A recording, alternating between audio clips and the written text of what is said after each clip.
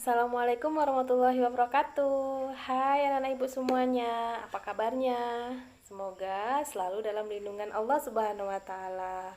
Nah, sebelum belajar, kita berdoa terlebih dahulu. Berdoa dimulai.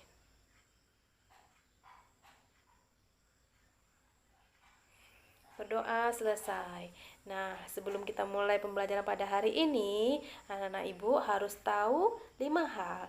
Yang pertama, anak-anak ibu harus tetap belajar tepat waktu. Yang kedua, belajar harus tetap semangat. Yang ketiga, berpenampilan rapi. Yang keempat, media sosialnya harus off loh. Yang kelima, belajar harus tetap menyenangkan. Nah, Anda masih ingat tidak salah satu ciri dari makhluk hidup? Benar, salah satu ciri dari makhluk hidup adalah bergerak. Dua komponen yang harus ada pada saat kita bergerak. Ya, benar. Yang pertama harus ada tulang. Yang kedua harus ada otot. Nah, untuk pembelajaran kita pada hari ini, materinya adalah tentang sistem gerak pada manusia. Tujuan pembelajaran kita hari ini yang pertama, anak ibu mampu menganalisa dari struktur sistem gerak.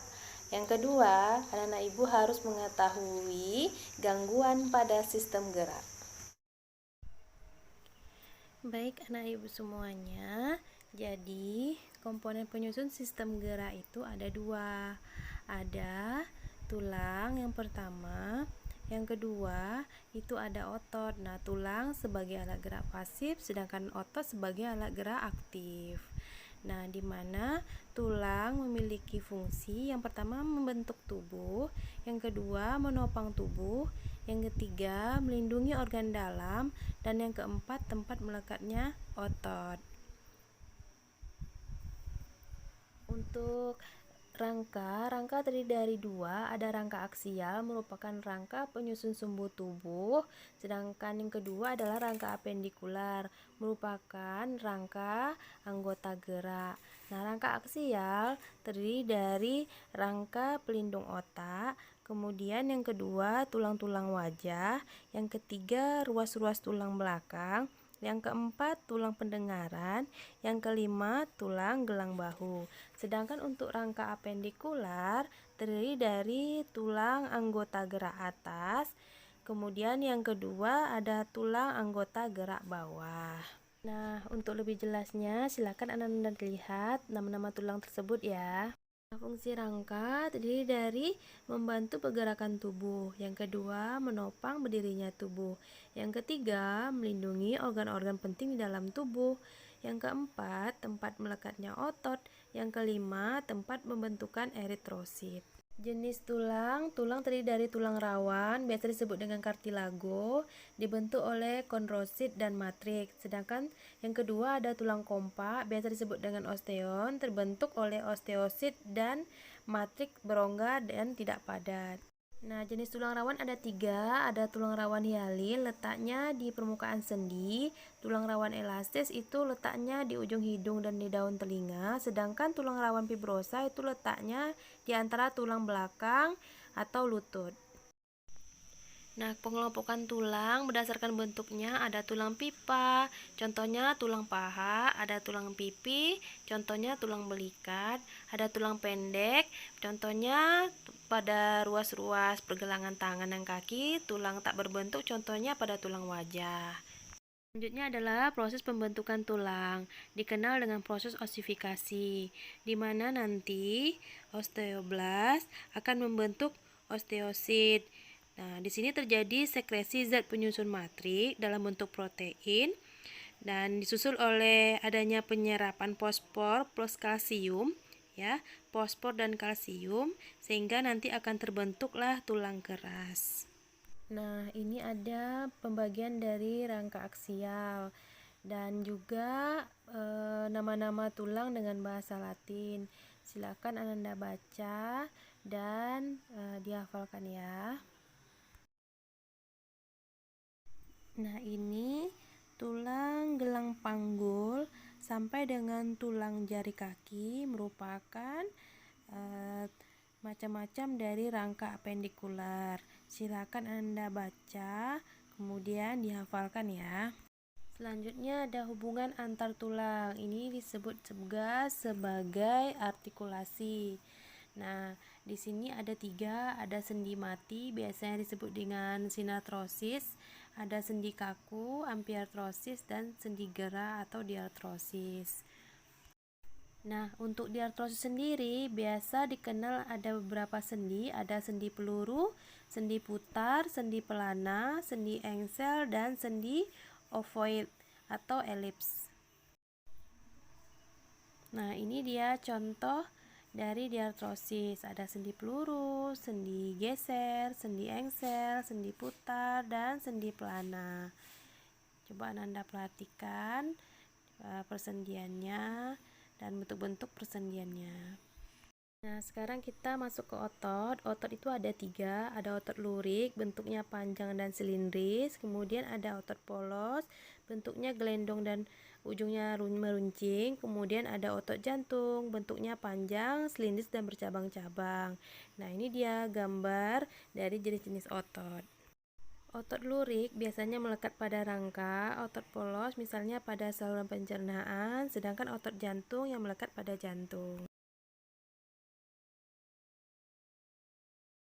Nah, kelainan pada tulang ada rachitis. Ini gangguan yang disebabkan oleh kurang vitamin D.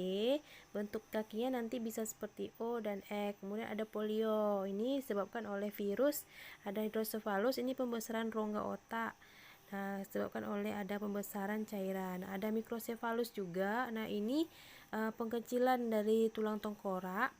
Nah, kemudian ada osteoporosis, ini gangguan tulang karena terhambatnya reabsorpsi bahan tulang atau kalsium. Nah, ini biasanya tulang cenderung cepat keropos. Nah, kelainan tulang yang lainnya ada fraktura. Nah, ini fraktura sederhana, dia tulang terpisah tetapi tidak menembus otot. Ada juga greenstick, ini retak. Dan kemudian ada fraktura terbuka, ini yang menembus otot. Kelainan tulang lainnya ini ada karena kesalahan duduk, ada lordosis, ada kifosis, dan ada skoliosis.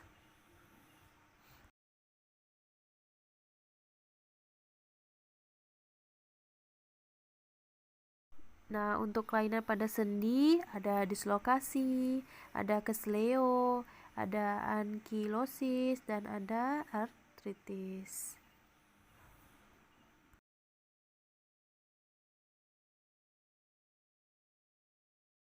Nah, selanjutnya gangguan pada otot.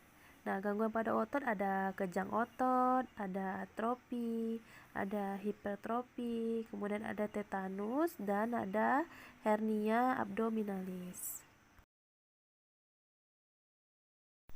Baik anak-anak ibu semuanya, dari pembelajaran tadi dapat kita simpulkan bahwasanya pada sistem gerak manusia ada dua komponen yang harus ada. Yang pertama harus ada tulang, yang kedua harus ada otot. Nah, untuk rangka dari tubuh manusia sendiri ada dua, ada rangka aksial dan ada rangka apendikular. Rangka aksial adalah rangka yang menyusun sumbu tubuh dari manusia. Kemudian rangka apendikular adalah rangka yang menyusun anggota gerak, baik itu anggota gerak bagian atas dan anggota gerak bagian bawah. Nah, kemudian ada gangguan-gangguan atau kelainan pada tulang dan otot.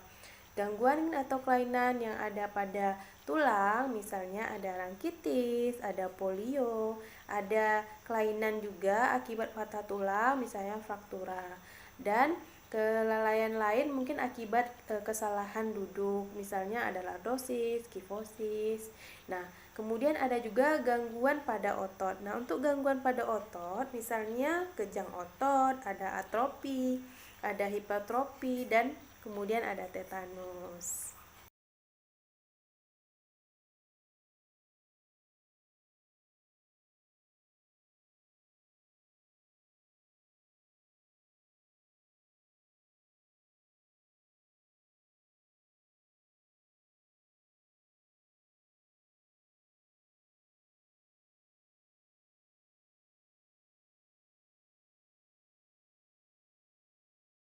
Nah, untuk jawaban kuis silakan dikumpul di nomor WhatsApp Ibu di 085211239653. Ibu tunggu jawabannya sampai jam pelajaran kita berakhir. Baik anak-anak Ibu semuanya, sampai di sini pertemuan kita hari ini. Nah, sampai jumpa minggu depan dengan pembahasan sistem sirkulasi. Nah, Ibu akhiri. Assalamualaikum warahmatullahi wabarakatuh. Bye-bye.